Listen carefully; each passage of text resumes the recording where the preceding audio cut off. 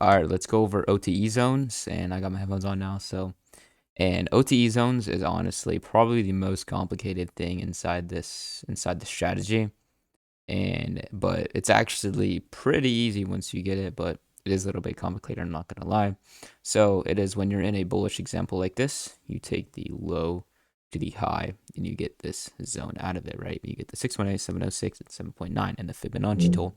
And we're gonna go over this a lot. We're gonna go over a lot inside this module.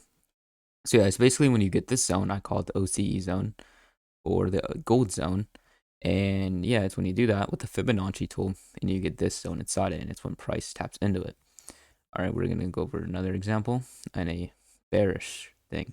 So in this side, it would be taking the high to the low and getting the OTE zone out of it, which would typically, the OTE zone would probably look like that, right? It's when you tap into that little zone leading to go lower in a bearish example, right? But in a bullish example, high to the low or low to the high, and then it goes up after it taps into the zone, right? Yeah, just there, OT zone taps and then go. So let's go over it in some real market examples. And I don't do free play inside these because I like showing actual real market examples, and I like looking at them with you, right? So if you don't know, you just come up here and it's the fib retracement tool. You click it and pull it out, and I'm going to show you all my settings with it if I haven't already. I don't know if I have. Trend line, I guess, keep it on. And these are the main things right here. You need to have 0.79 on, 0.618, and 0.706. These gold things, those are the OT zone or the gold zone. And then you have 0.5, that's not optimal, it's optional. And then 1, you must have that. So these 4, I would say the most best things you can have, and then 0.5, it just takes the middle of it, the consequent encroachment of it. And then you come down here, use one color, I don't know, and background, yes, have background 100% off, because look, when you have background on, it does that, and that's obviously pretty ugly.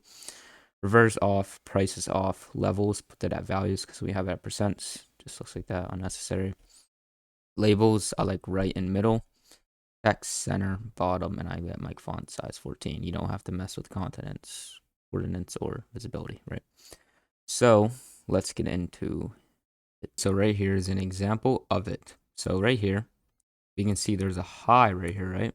Say this is the highest point of that high, like what we said in these examples right here, right? There was a high right here.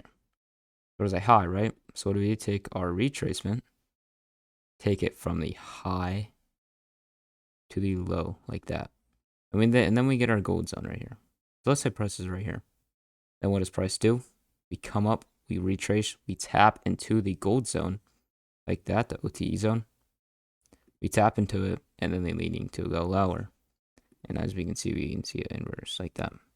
But that is just the fib retracement. You come up, we tap into the zone, and then leading to go lower. And a tip I would give is know when we come up to the lowest point. So in this example, it would be coming up to the 7.9. Do not still use that as OTE zone because it's obviously showing not sign of rejection. You want it to mainly be inside the middle. Like if it goes like 50% above the middle, like if it even like comes like up here, or even like maybe touches a 7.9, don't take it anymore. You want a clean rejection to come up, and if it starts coming down and creates an inverse for value gap, like even if it didn't touch that, that's nice. I mean, really what we are doing is for waiting for price to be inside one of these and then create an inverse for value gap. And then once it creates that inverse for value gap, that is when you take the trade, right? So basically, anytime an inverse for value gap happens and some rejection like this, we can even see rejection even happen inside this right too. Like it's so crazy. We see rejection, OTE zone, inverse for value gap go, right? So yeah, you mainly just want to wait for an inverse for value gap on these, obviously as long as it is rejection. But yeah, if it comes up like up here or even above it, no, don't take it as OTE zone or rejection anymore, right? Because it's just useless. So without that being said, here is another example right here, and I want you to try to figure it out, right?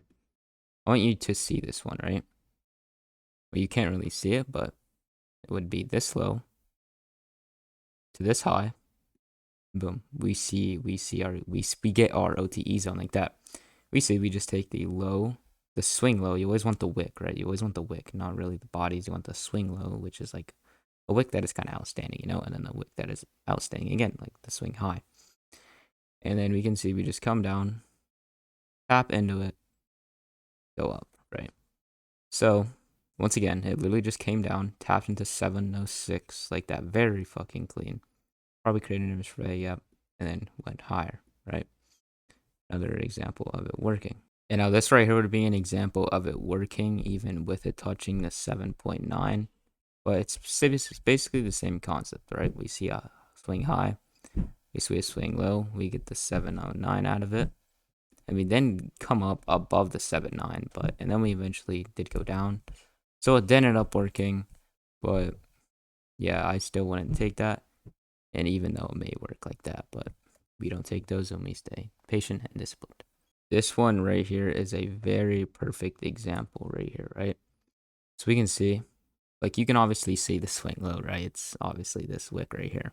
And it's just the highest point of that. So we take our fib retracement, we take the swing low to the high. And what do we do? Like, dude, do you see that? Like, that is, oh, I messed up.